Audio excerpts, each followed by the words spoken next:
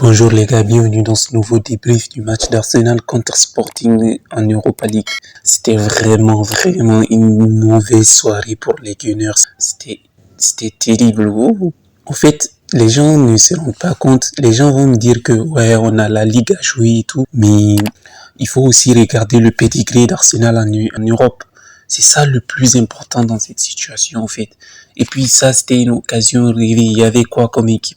Des Saint-Gilloises, des Unions Saint-Gilloises, des United qu'on pouvait vraiment battre, et toutes ces équipes qui restaient, la Juventus en déclin. Au fait, il faut mettre tous ces contextes dans le truc avant de se dire voilà, il faut penser au positif. C'est vrai qu'il faut penser au positif, mais il faut voir les faits. C'est une défaite vraiment très dure à mon avis à encaisser. Donc on va y revenir sur beaucoup de points, donc allez-y. Alors d'abord la composition, il faut le dire. Aujourd'hui, si tu veux remporter un match, si Arsenal avec notre effectif, on veut remporter un match directement, il faut jouer les 11 les plus forts. C'est que aujourd'hui, même si c'était pas nécessaire de faire jouer tous les 11, mais quand même, un Odegaard doit débuter ces matchs-là. Moi, je dis pas que Fabio Vieira a été très mauvais ou quelque chose comme ça. Je dis juste que, avec Odegaard, même Jorginho qui joue, c'est vrai que défensivement, si on fait les transitions, c'est très dur de défendre avec Jorginho, avec Fabio Vieira au milieu, donc c'était vraiment un match très dur. Tu voyais les Marcus Edwards sortir des balles, des Gonçalves, des Trincao. Moi, c'est ça, au fait, qui me choque. Des joueurs qui ont été rejetés de la première ligue qui partent dans un autre championnat. Et là, ils reviennent et ils tapent les joueurs de la première ligue. Moi, c'est ça que je comprends pas, au fait. La politique de certains clubs, au fait. Donc, bref, on revient à la composition concernant Tierney. Moi, c'est ça, au fait. Tierney doit débuter. Ces genres de matchs-là, c'est vrai, Zinchenko avec notre tactique, tout ça, mais ces genres de matchs, qu'est-ce que Zinchenko va faire dans les transitions? Ils ont compris que c'est notre maillon faible. Je suis désolé, mais je sais pas que je dis qu'il est mauvais défensivement, mais ils ont identifié l'espace à exploiter. Ils ne font que jouer sur le côté de Zinchenko. Et sur le côté de Zinchenko, il y a de l'espace, il y a de la possibilité. Et tu voyais les Marcus Edwards et leurs pistons là, c'était vraiment très dur à voir. Hein. Ils avaient des occasions en masse. C'était beaucoup trop pour espérer remporter ce match-là. Dès la première mi-temps, en fait, on pouvait déjà être à 1-0, hein. On pouvait perdre déjà à 1-0 ou bien 2-1 parce qu'on avait marqué. Donc on reviendra sur ces occasions aussi. Sur les choix de Arteta, c'est vrai que il avait pris vraiment une équipe assez, disons, assez forte. Il a essayé de manager la défense en mettant une défense assez, disons bien, voilà. Mais malheureusement, on a perdu deux maillons forts, disons, au cours du match. La blessure de Tomiyasu, lui, je suis sûr qu'on ne le verra pas de sitôt. Mais Saliba, on va un peu écouter les informations parce qu'on a besoin de Saliba. On a besoin de Saliba. Je suis désolé, mais Holding n'est pas le gars qui va te faire remporter le championnat. Hein. Je suis désolé si on perd Saliba. Là, ça va être compliqué. Surtout, il y a une période du calendrier où on jouera Liverpool, Chelsea, Manchester City, Brighton. Il faut mettre Brighton dans l'équation. C'est terrible de les jouer. Hein.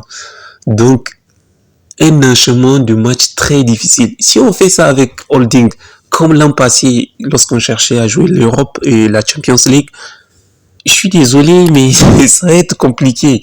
C'est pas facile. On n'a que la première ligue maintenant. Imaginez, rendez-vous compte, les gars, si on perd la première ligue. C'est vrai que les gens vont me dire que voilà, au début de la saison, l'objectif c'était le top 4 et l'Europa League. Mais maintenant, on vient de sortir en Europa League. Même si on réussit à faire le top 4, sérieux, vous ne serez pas déçus. Il faut dire les termes. On sera tous déçus. Franchement, du rendement de la saison, c'était compliqué. Et là, les blessures commencent. Heureusement, d'un côté, je me dis, peut-être que c'est une bénédiction, cette élimination, parce qu'on va se concentrer à fond sur le championnat. Mon Dieu, au fait, dès que il y a eu un changement, dès qu'on a mis Partey, on a mis Odegaard, On a mis Saka sur le côté gauche, le flanc gauche là qui est occupé. Au fait, même avec des holdings, avec des, je sais pas, qui que vous voulez, vous voyez que l'équipe d'Arsenal devient écrasante. Le changement de forme. Au fait, là, je me permets de me questionner. Je suis sûr que les Gunneux et les Arteta et les membres du staff, ils ont certainement remarqué ça. Parce que tu ne peux pas avoir un 11 aussi fort et un banc vraiment pas, voilà, qui remonte le monde et comment dire, qui amène une concurrence écrasante, quoi, disons. Comme à Manchester City. Aujourd'hui, tu sors Grealish à Manchester City, tu vas mettre Foden. Tu vas avoir presque le même rendement. Tu sors Mahrez, tu mets Julian Alvarez, comme des fois il alterne et fait jouer Alvarez et Haaland. Donc, regardez le niveau de forme. Ou même si Haaland se blesse, on met Alvarez. Alvarez fera le taf. Mais c'est ça qu'il n'y a pas à Arsenal. Là, le changement de forme, dès qu'on sort un là, tu sens qu'on tremble. Il y a un problème. Dès que tu sors un cadre, dès que tu sors Partey ou Odegaard, il y a un problème. Surtout Odegaard, hier, dès qu'il est monté, tout est changé. Genre, au niveau de la maîtrise du ballon, tout a changé. C'est ça, je me permets de me demander, en été, ils doivent se focaliser sur le banc. Franchement, ils doivent amener une compétition trop forte pour que, voilà, dès qu'un sort, on s'en fout, l'autre là, il va faire le taf en attendant que l'autre revienne, ainsi de suite, ainsi de suite. Voilà.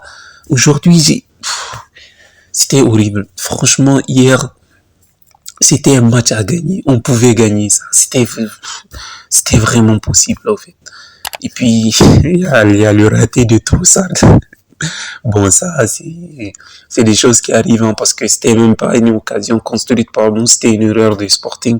Mais j'y pense, en fait, l'occasion là, si on avait marqué, le match était plié. Mais eux aussi, ils avaient eu des occasions, donc on peut pas parler de ça, parce qu'ils avaient des occasions à travers les arrêts de Ramsdale qui nous ont sauvés. Et puis la séance de tir au but. Oh mon Dieu. Moi, dès que j'ai vu qu'on était à tir au but, je savais que c'était fini. Je savais. On n'avait pas de changement, on avait des blessés, donc on pouvait pas faire rentrer Matt Turner, qui était un meilleur gardien que Ramsdale au tir au but, je pense. Mais dès que Ramsdale rentre au tir au but, il sautait des bons côtés, mais tu sentais, il n'y a pas l'arrêt, c'est pas son truc, les pénalités. Ah, c'est bon en fait. Là, il faut se tourner à Crystal Palace, donner tout.